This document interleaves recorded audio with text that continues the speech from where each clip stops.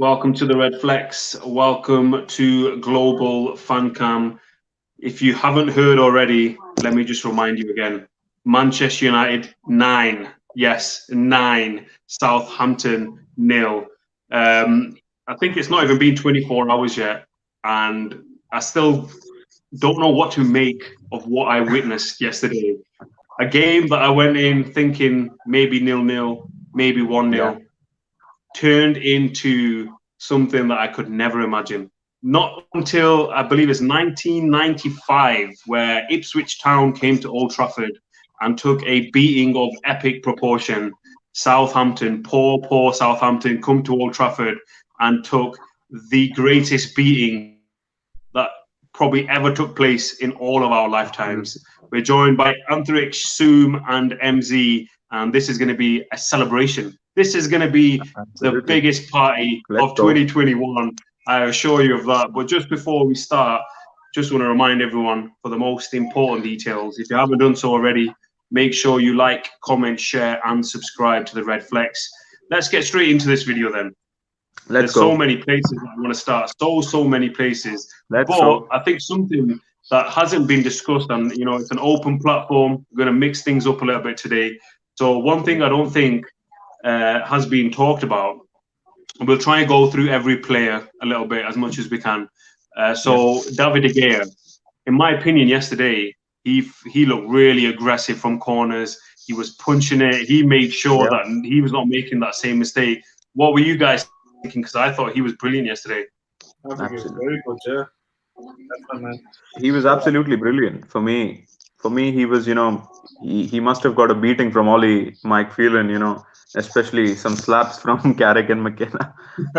So he was absolutely firm, even when he was being pushed. The first corner, I remember, he was being fouled, but he was, stern. He does look like a very slim guy who has one roti with dal. Stronger today, but he looked a bit stronger in the last game. I thought that he felt like he was really up for it. Yeah. He probably just has one roti with dal, no ghee and all. so that's why he seems to be. I think we need to get some roti for David. Exactly. What were you thinking, Hamza? David again? Are you impressed?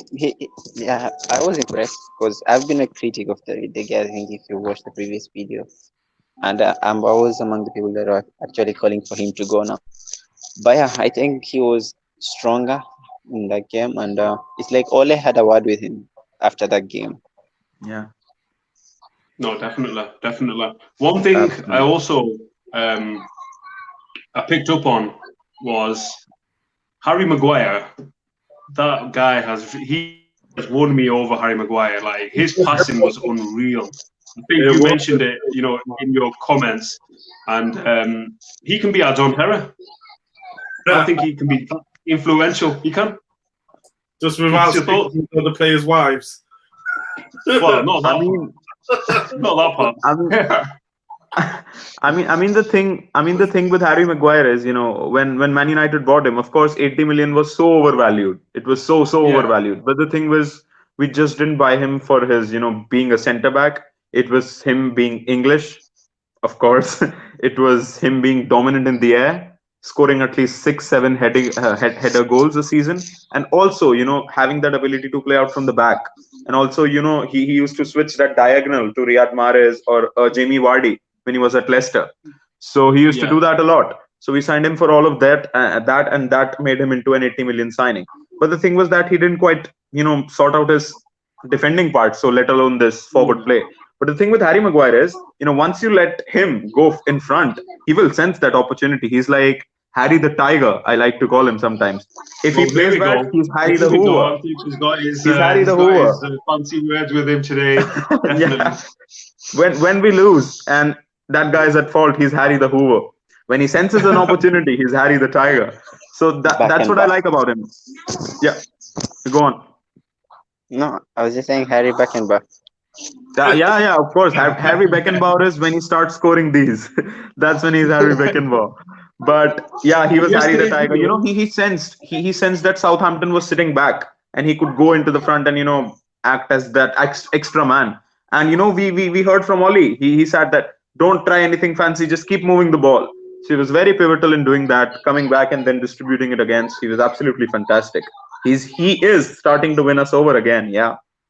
Definitely. There's a few people that still haven't won me over, but we'll get to them very shortly. I know I'm what sure you're talking everybody's looking about.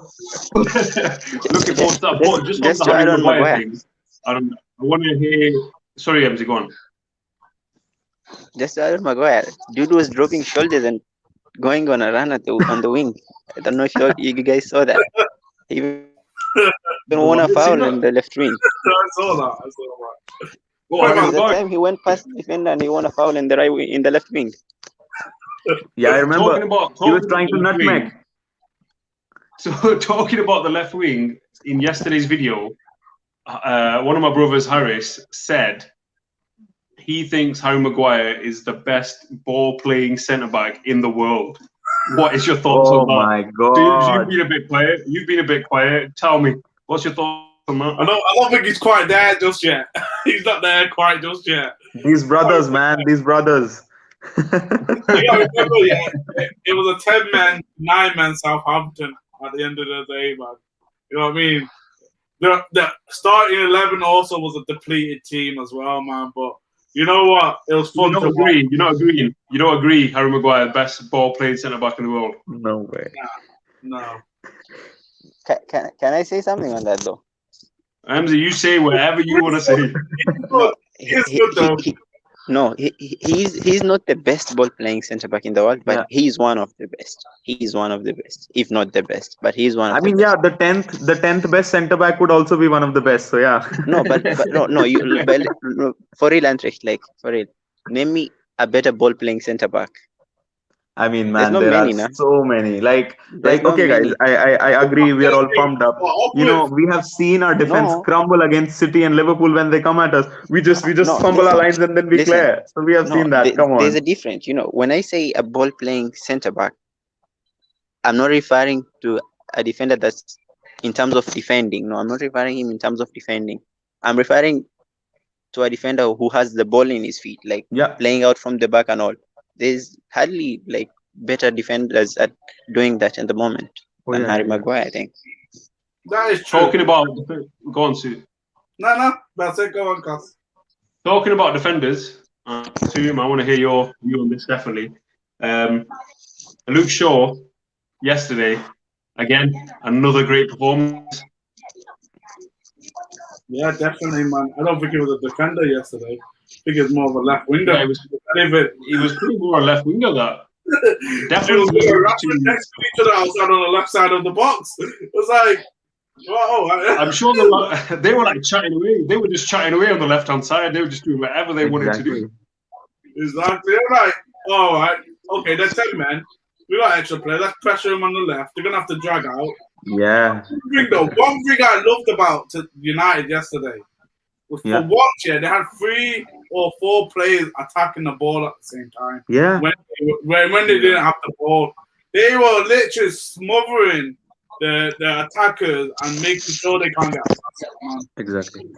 Pointed out well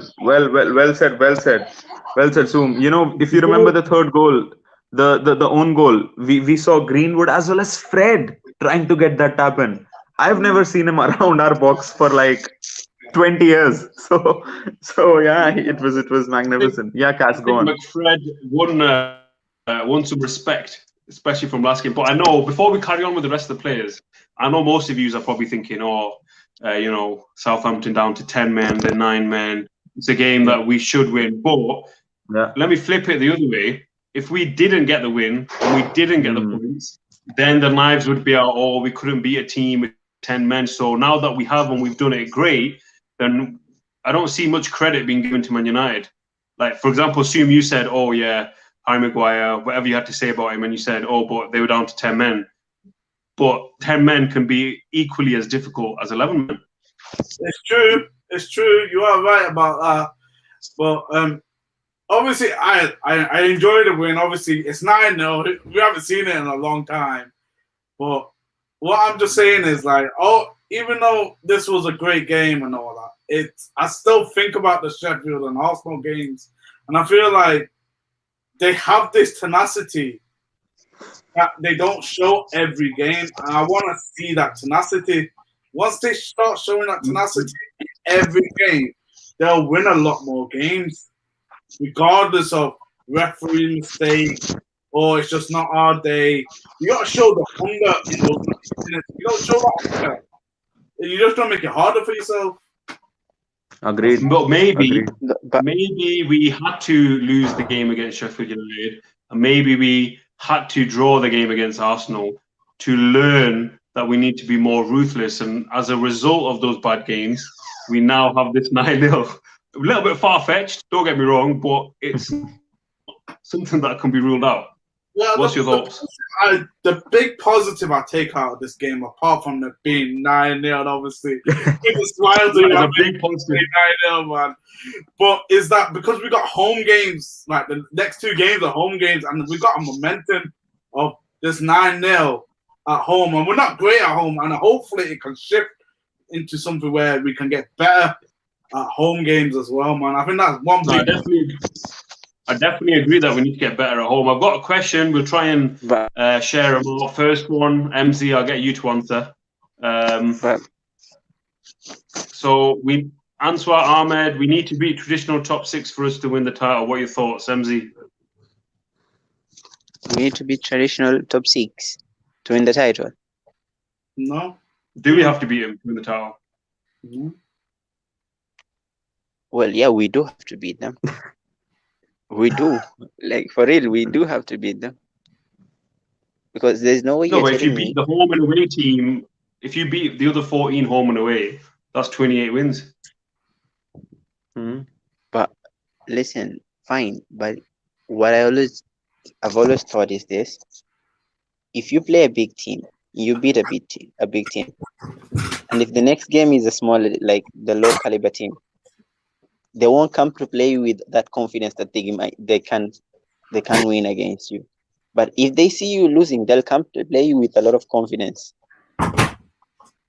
That's what I believe. But we've seen it. But if you want to win the title, like this is, but then we lost to Sheffield United. Yeah, exactly. But this is the Premier League now. This is the Premier League. Like, there is no way you're telling me you're gonna win the Premier League by winning all the other 14 games with the low caliber teams, and then you lose the games against the traditional top 6 teams, and then you're gonna win the league. It's never gonna happen in the Premier League. I don't think it's ever gonna happen. I have a very layered answer to this, right? So for me, it's mathematics. It's mad, as Cass said, like we could win what, 28 games, that would be 84 points, and then we could, like, if the rest are those 10 games, if we could get 10 draws, that is 94 points. So 94 points wins us the league 9 times out of 10. So but that's not the point. The point is, how we play against the top 6. So, just winning does not signify progress for me, because, if you remember last season, we used to sit back, soak like a sponge, and then boom, flash. You have you seen that Black Panther's suit, which stores kinetic energy? It keeps taking punches, and then boom. So we were that. That is good for us. Another thing as well. Yeah, go on.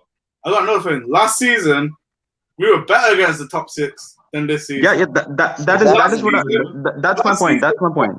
Good, but now at the moment, this season we're fighting for first. So that's my point. So basically, we used to soak like a sponge and then hit out. So although that is good in a singular season terms, as Man United, as a playing style, it was not. What was the development this season was that teams were coming with 5 defenders. We saw Chelsea park the bus.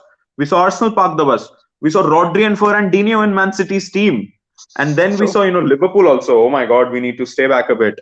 So that was that. Now the next step for us was, once they were pegged down, we needed to be Man United again.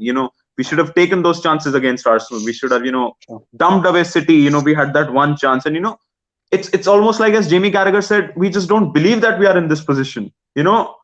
Either we get there by, like by individual talents or something, but when we really need to grind those wins, not protecting leads, we're good at that now, but getting that first goal, and in these big games, we're sort of not doing that. We're like, yeah, we're dominating and we're happy with that. No, we shouldn't be. We should go for the throat and choke slam, and as we say in India, khalas. Would you not say Sir Alex Ferguson adopted similar tactics as Ole, though, in the big games? I agree. I agree. But that because he was Sir Alex, he knew that the players knew that if they didn't go for the win, they'd get the hair dryer. So so they had to get the win. Yes, they were Plus cautious. the Yes, they were pl- a bit scary in their approach. But we were Man United at the end of the day. We've not been seeing that. It's one thing to play in the way, play in caution. But when you have the ball, you need to have that positive approach, that kill the opponent approach. We aren't having this approach in these games where like McTominay, Fred, Maguire, Lindelof, Van Bissaka, Shaw, Maguire, Fred, Lindelof. That's where Bruno doesn't come into the game. Bruno has to drop deep. So yeah, The aggression, the that's about it. passion, live on the RedFlex. Nothing to see. Yeah, plus, that's it. That's it, Cass, man. you gotta remember, like, Sir Alex Ferguson had quality players compared to ours. He had players that were actually at rate, like even the big teams like the Madrids and the Inter Milan, when they came to play us, they were playing us, but they knew that the quality that our team possessed. We got some And then comments. just to add, just Yeah, sorry, Andy, go on. and just to add something about beating this a team with 10 men, then just celebrating like a 9-0 victory. I don't know if you guys remember last season in the cup game against Norwich. Norwich went a I man do. I down, do. I do. I do. and Harry Beckenbauer scored. exactly, yeah. And then we struggled in that game. We struggled to get that goal against 10 men. So Yeah. if we did what we did to Southampton at 10 men, that shows improvement, right? No, definitely. I think the result in itself Well said. is a reason to be very, very joyful. I'll be honest, I've watched the highlights so many times. I've looked at the table so many times. So I will carry on doing that for the rest of this evening. We'll move on a little bit. So next guy I want to talk about is Aaron Wan-Bissaka. So I know that I've said a lot of things R.I.P. about Aaron Flex. Wan-Bissaka. R.I.P. Flex. But hear me out. First of all, I thought he was very lucky with his goal. I don't think he was aiming there. His finishing is so poor that he attempted to score at the near post but scored at the far post. But it's a goal, don't get me wrong. Also, he had one or two okay crosses compared to no crosses whatsoever. And I think I might have seen him take on one or two people as well. So I think it's a step in the right direction, definitely. But he's nowhere near what we need from the right back. I mean, if you compare Luke Shaw and Aaron Wan-Bissaka, it's chalk and cheese. Aaron Wan-Bissaka is he's a toddler that has just learned how to go to the toilet, and Luke Shaw is the thorough, the man around the place. So there's no comparison whatsoever. This game yesterday hasn't changed my opinion whatsoever. But interested to see what you boys think. Stunned silence. I'm sure he scored the goal. He got an assist. Did some great defending, great build-up play. If it was between him and Fred, it was man of the match for me. I don't know why anyone else would not get man of the match between him and Fred. Maybe Luke Shaw if he stayed on for 90 minutes, but he didn't. So between Fred, AWB, I don't think he had a bad game. What? I don't think he had a bad game. He never has a bad game defensively. Most of the times, defensively is good. But I'm more focusing on him going forward. Well, at the end of the day, there's 10 of the players on the 9 of the attacking players on the pitch. His main job. Southampton. His main job is to defend, really. So at the end of the day, he's got the midfield there to sort out attack. Don't get me wrong, the other video I was slating him. I think it was against Sheffield. I was slating him. I was like, what the hell is he doing?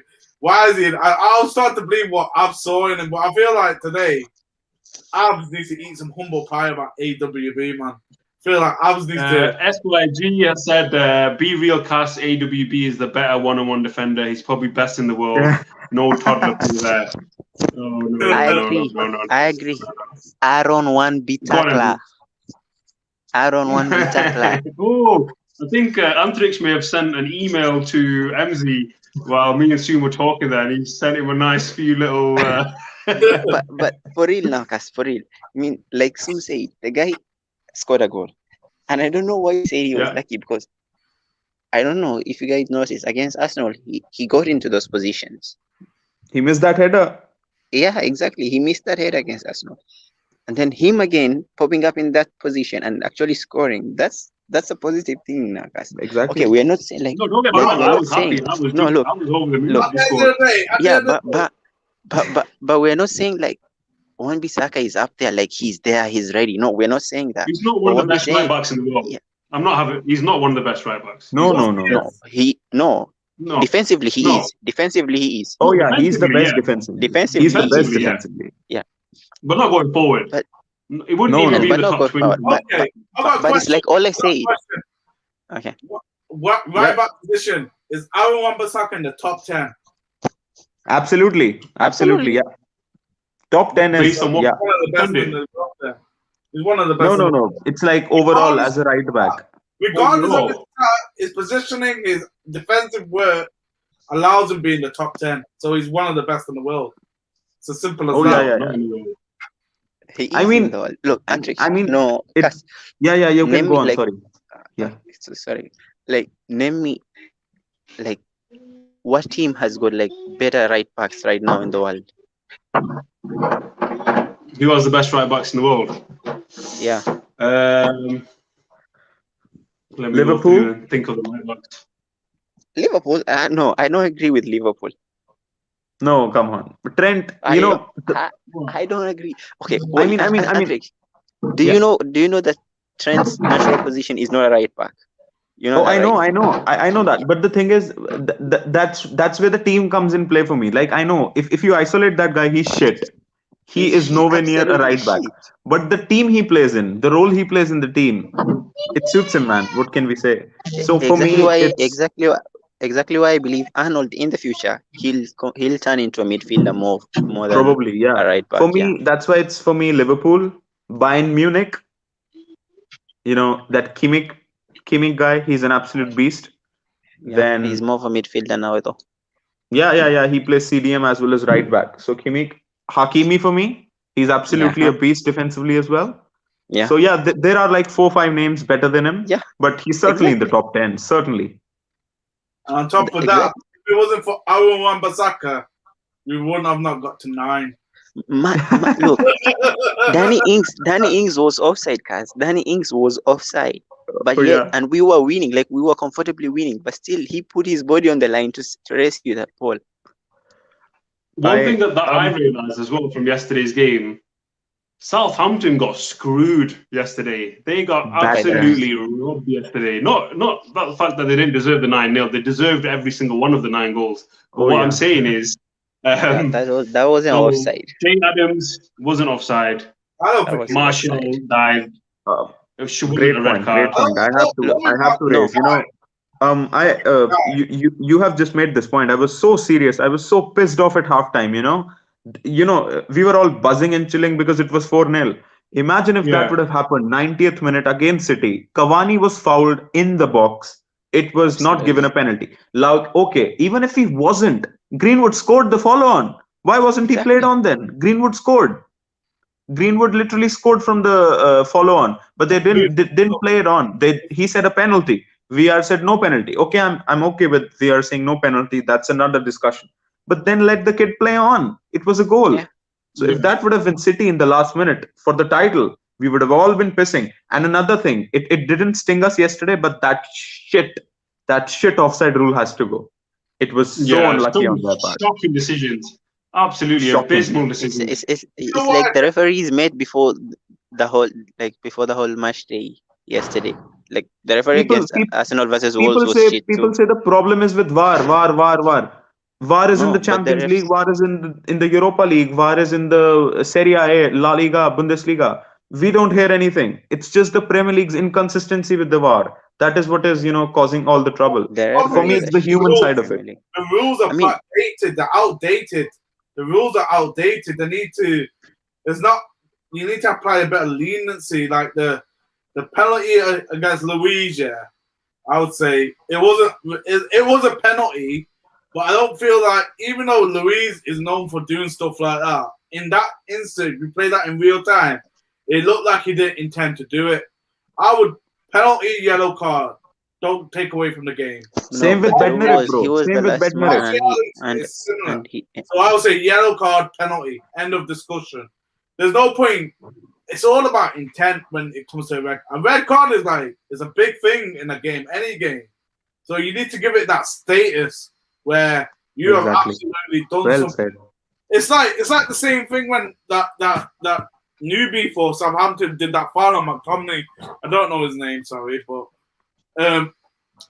Me too. We'll never know now. will never know. Gone in 90 seconds. okay, there was no malice in it. Everyone looked at it and went, "Oh!" I'm like, you know what? Even the manager knew that was a red card. Oh yeah, he was distorted. Yeah. Like, if that was that, it was that intent. Yeah. At the end of the day, there would have been a kickoff on the field. There would have been punches thrown or something. So what the hell are you doing? What you think's going on?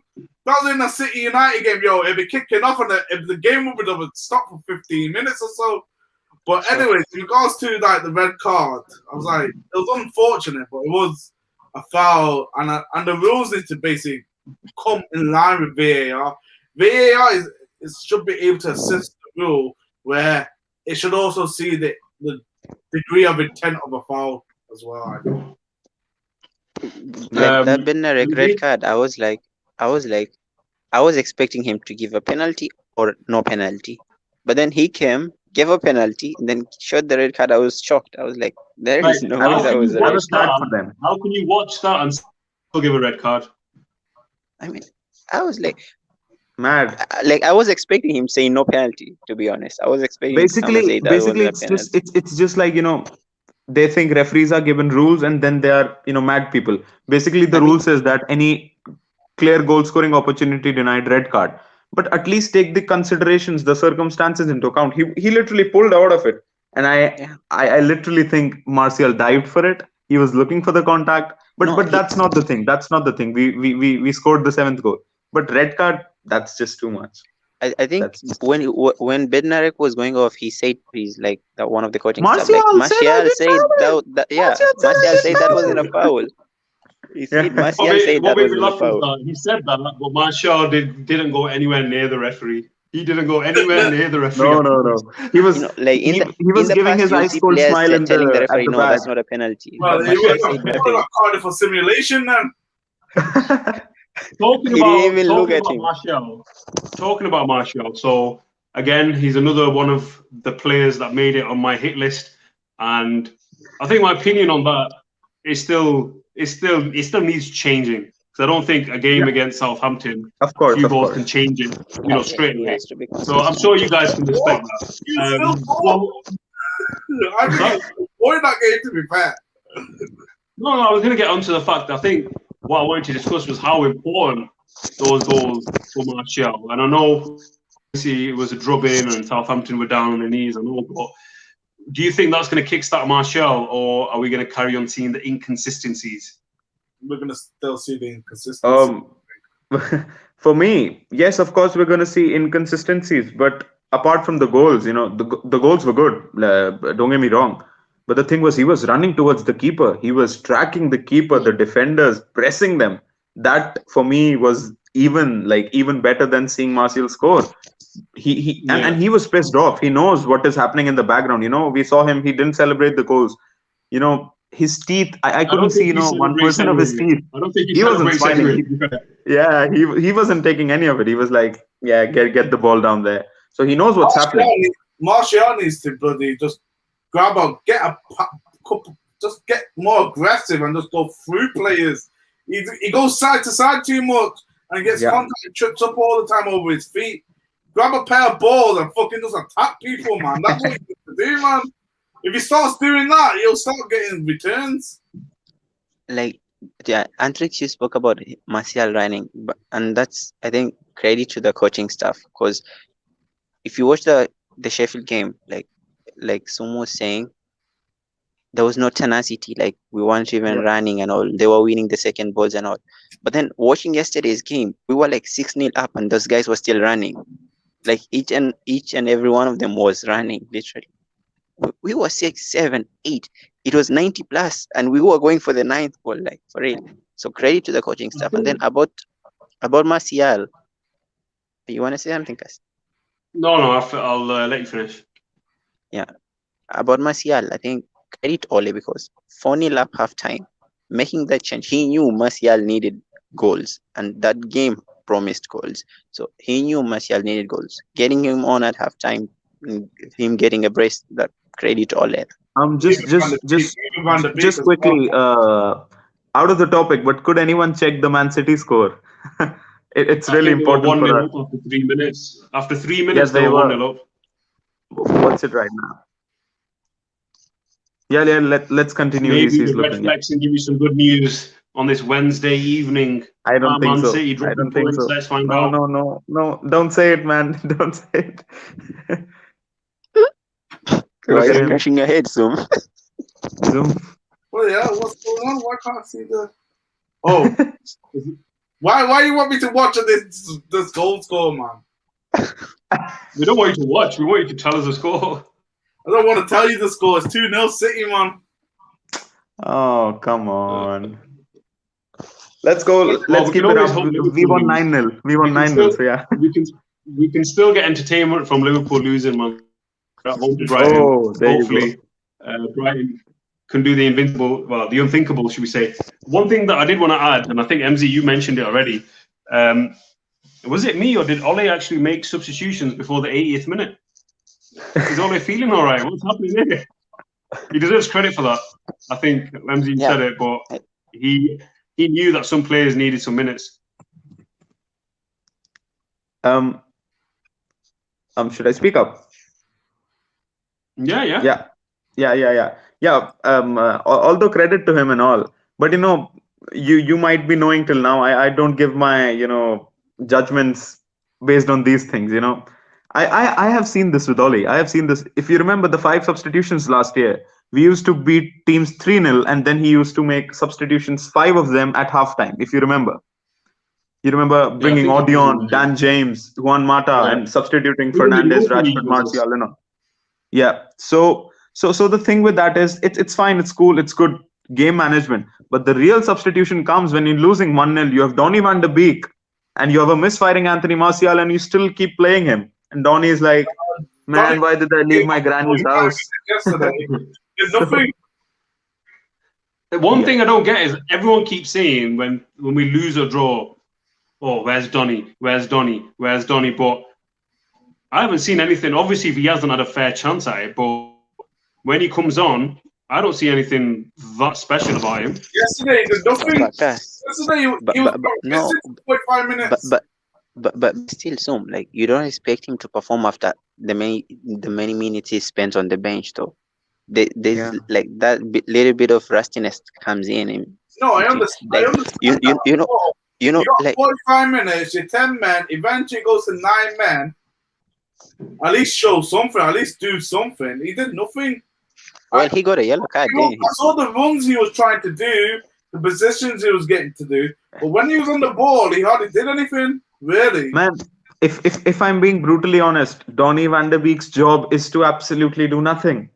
He has to just keep get the ball. pass it. He has to get the ball ticking. That's what his job is, and then he's a moments player as well. He gets into those positions and So are you telling us that we should expect no goals and no assists from Mr. Donny van de Beek? Is that what you're telling us? No, expect that. I'd say you should expect that. Sorry, Antrix. You should expect goals. Yeah. One thing with Donny, Donny gives you 2 things. Quick passing, he'll give you that. Quick passing.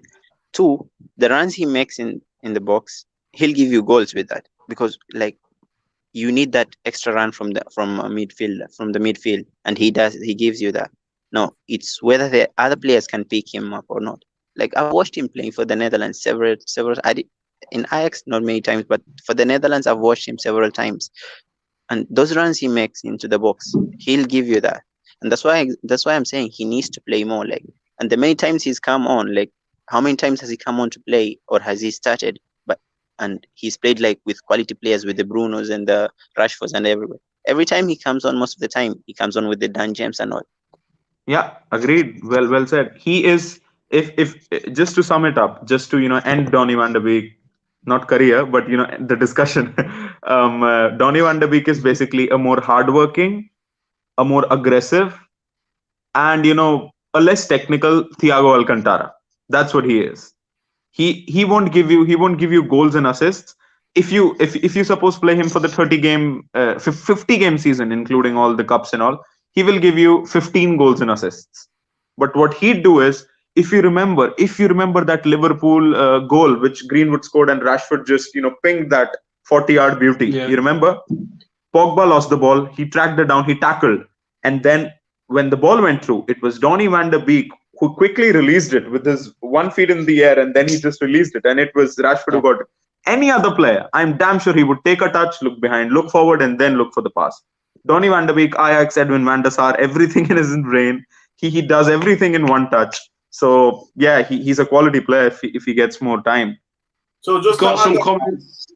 add on that. Go on. I go to the comments. I completely agree with what both of you have said about Donny van de Beek, but that comes with one big issue. He can only play at full capacity when he's fully integrated into the team. Well said. Yeah, So Exactly. I agree. now me saying that makes me understand why Ole doesn't play him, because he's not integrated into the team. He needs to be 100. Absolutely. They need to basically be best friends with Donny van de Beek. They're just friends, acquaintances at the moment. You know what I mean? So this is the level United play at, yeah? Donny van de Beek is here, yeah? Donny van de Beek is here. In technical terms, he's at the same level. Yeah. Same level. Exactly. I have a feeling it's going to go. United need to come up here. This is where United needs to come. It's the same with Fernandes. But the difference between Van de Beek and Fernandes is older. Goal threat. He's more entwined how football works at United, because he's grown up loving United, loving Ronaldo. He's watched the form of United probably from day to day, not like Van de Beek. He's probably more into United than Van de Beek is at the moment. So Yeah, it's true. that way, Fernandes was able to implement himself in, and the players were able to catch up a lot quicker than they can. Bruno is a stat padder. He's just a bloody stat padder. Plus, That's what he is. you have to consider, like, Donny's from Ajax, and Ajax style of play is kind of different from ours. Like, they like playing more of possession football, and we don't. Ansar Ahmed, Ole is doing remarkable things for sure, but we desperately need titles. And King Zafar, Luke Shaw is boss. I think I got that one That wrong. English Roberto Carlos. We were honored by the presence of Zafar Iqbal. When I get things wrong, I have no shame in admitting it. So Zafar, this is for you. I was wrong on Luke Shaw, and Luke Shaw is currently the best left back in the Premier League. So look, I'm a fair man. But the few others that we've already discussed, that is still yet to be confirmed. And if I'm wrong, I will say it. So I am a man of honor and pride. So Let's go. Let's go. Well we're said. going to move on. I'm just interested to find out what your favourite goal was. There's quite a few of them. So if I can pinpoint one, Antrix, I'll come to you first. Your favourite goal from yesterday? Scott McTominay 9. Yeah. It just went Scott gliding McTominay. across the pitch, and it just looked beautiful. Let's just name him Scott McTominay 9. You had that, Kasa. Let's get it trending. Let's get that trending worldwide. Sooms, favourite goal? You know what? I was gonna say McTominay or Martial's first goal, I think. But just to annoy you, I'm just gonna say Dan James, that quick turn and he got the ball into the net, man. They were talking about Dan James's goal, man. Without Dan James, it wouldn't have been 9. That's all I'm saying. Without Dan James, it wouldn't have been 9.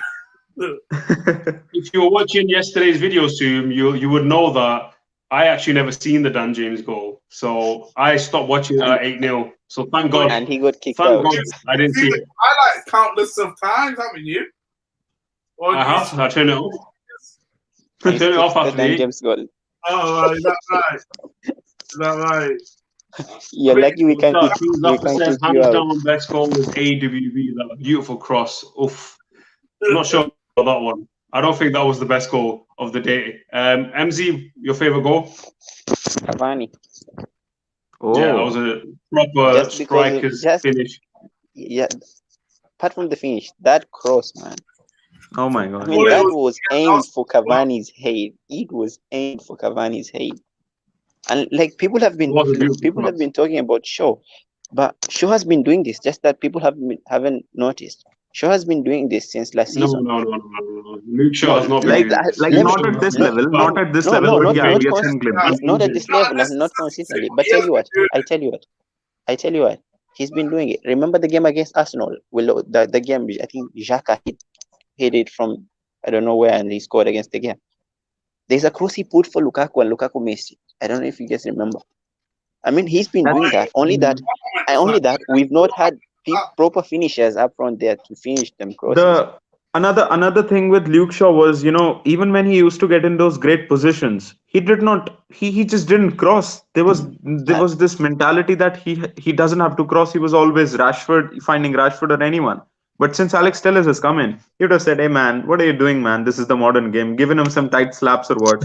Come on, cross the damn ball, bro. So that's how And I heard an interesting quote. Some people were saying Alex Telles just might be the best signing ever for United. If you know, you know. Exactly. Yeah, I would agree Indirectly, with that. but yeah. Before we wrap up today's video, I think, Soom, you got something you want to add? Yeah, I wanted to just say basically regarding like when you were saying about Shaw, like and like he wasn't crossing the ball last season or whatnot. Yeah, I feel like because he's doing that now, we're adding a bit more pressure on Wan-Bissaka because we want him to do the exact same thing, and like he doesn't really do that. But he's more of the guy where he needs to pass it to someone else and they will cross it. So yeah. Yeah, but if that's the case, then why is he up? Why is he there in the first place if we don't want him to do anything? Because we don't have a proper right winger. We don't have somebody to keep the right width. Need that extra man to spread the back He can stay back. He can stay back. One of the midfielders can go out to the wings. Fernandez, Greenwood, or Rashford, or whoever's on the right side always want to cut in. That opens up the right side for a counter attack. So you have Wan-Bissaka there to soak up the space and also to add that extra man to bring the ball out. As simple as Another that. thing which we missed was Greenwood is starting to cross. If that lad starts to cross, he may just be called Messi from tomorrow. Exactly. Ole Sure about that one. Ole said it in the conference though. That's what he needs to do. Ole said it in the conference though. He said like they were working on crosses for the strikers. Yeah. So I think that was evident in yesterday's game. Like Also, Greenwood crossing, Rashford crossing. I got one thing about Cavani. How many goals has he scored this season? What is he now? 6, I guess. 6, 7. Zaffa said he needs to score 15. Are we right? Is that right? Zaffa said he needs to score 15 to be a worthy signing for United. Was that right? He's already a worthy signing. He is. He's already a best striker. He's on the Cavani hate wagon, isn't he? I tell you what I like about Cavani. Can I go on? Yeah, go on. Go on. Yeah. Like there's this mentality with people like for a number 9 when the ball is kicked to him, he has to hold it up and stay. But with him, he doesn't have to do it like all the time. There's a time the ball is being played to him like with power and all, and he'll just take one touch and it's a proper pass to another pass. Exactly. And he feeds it to the other side. Just one touch and it's switched on. I mean, I just wish the younger strikers that we have could learn from him, man. He's just something else, bro. He's something else. I mean, dude posted, I don't know if posted his misses before yesterday's game. He posted his misses, like the ones against Arsenal. He posted and he said that one thing. Yeah, Cavani posted his misses. Not the misses, but the misses. Yeah, he did. He did, and then he wrote like if there's one thing football has taught him is to never give up. And then boom, he comes against Southampton and scores. I think it was a good decision to rest him though. Need him against Everton. Actually, he just got before we wrap up, then injured. He got Anthony. injured from the tackle. He got injured. His ankle All was right, swollen. yeah, his ankle got injured. Yeah. Anthony, your man of the match. Aaron Don't tell me. 9 Bissaka. Aaron. Aaron 9 Bissaka, man. Aaron 9 Bissaka. I'm gonna move on. For me. Soon, man of the match. It's only one person out of the 11, man. Aaron Wan-Bissaka. I feel like I should kick you off the stream. I think I can actually. No, I'm only joking.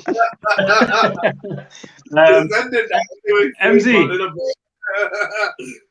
Subscribe, please tell me that you.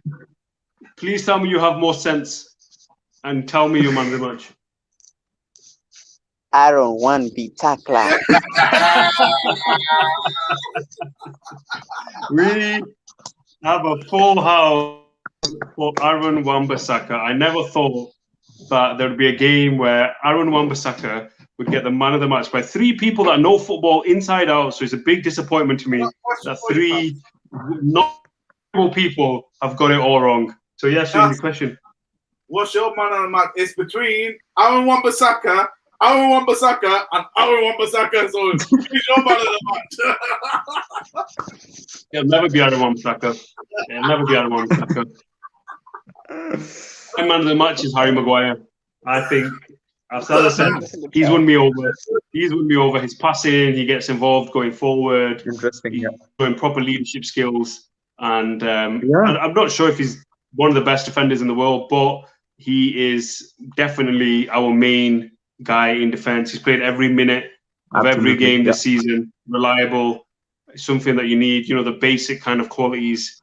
He's got them all, and I think with the right partner, I'm not sure if Lindelof is the long-term answer. Bailly, I think we all know, use him until he, which he is. And then, you know, we don't know when he's going to come back. But I think if you get someone, the right person, then it'd be, you know, good possibility there. Definitely. While we're on the subject, I know we were going to wrap it up, but we've got a game against Everton coming up.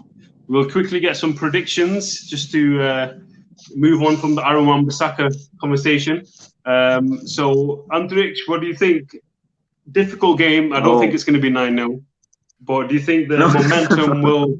No. It'll be something like what we expected out of Southampton, ideally. But considering that we have momentum and Everton don't, I think it'll be a 2-0 victory for us. Yeah. 2-0. Good, solid. Sooms? I was thinking the same, a 2-0 victory. 2-0. MZ, let me guess, 2-0. You guys in cahoots today, man. Right now. Are you all in I'm going to be reckless right What's now. going on? 8-0. No, you're audible, MZ. Come on, go on. Yeah. You I'm can't going to leave be it to the reckless right cliffhanger. now. I'm going to be reckless. I'm going for a 4-1 United win. Oh, wow. This is the kind of optimism you want to see. 4-1. That'd be a good result against Everton. But I think it's quite clear, as Man United fans, look at us all individually, look at the smile on our faces. Manchester United have won 9 bloody goddamn nil against Southampton. Aaron Wan-Bissaka. It's all about Aaron Wan-Bissaka. Keep that Look, smile. at the end of the day, everyone has an opinion. That's why we love it. Unfortunately, today I disagree with your guys' opinion. MZ, you've got your hands up. Yeah, since like we can't end the video with top of the league since City are winning, can we just come up with something else? Shut up! Don't do it. Shut up! No, All 3 of you, just shut up. Although what we should do is, guys, take a look. Oh, Liverpool are shit. Salah is shit. Klopp is shit. Liverpool start winning. Martial is shit. Martial starts scoring. Wan-Bissaka is shit. Wan-Bissaka starts scoring. take this from me. Liverpool will lose to Brighton. Liverpool will lose to Man City next weekend. Look, at the end of the day, Antrix, I'm glad you brought it up. We had a video. I said it was the end of the cycle for Liverpool. I said Salah's not as good as people make it out to be, and that will be proven right. It will be proven right. Liverpool are at the end of the cycle, and it will be shown because they won't win the Premier League title, which will be further confirmation of what I've said. But yeah, Antrix, I know you've got a big grin on your face right now, but I'm sure at the end of the season, my predictions will come true, and Liverpool will be finished, and that's what I want. I hope. And that's what will I hope happen. your predictions come true, bro. I hope. It will happen. If you haven't seen that video, I suggest you should watch it. I can't remember how long ago it was now, but it is a very, very good watch. But that's about it from Global Fan Cam today. We're going to probably watch the highlights a few more times, and we're hoping that Liverpool can drop some points. But until then, we will be back for some more Global Fan Cam after the Everton game.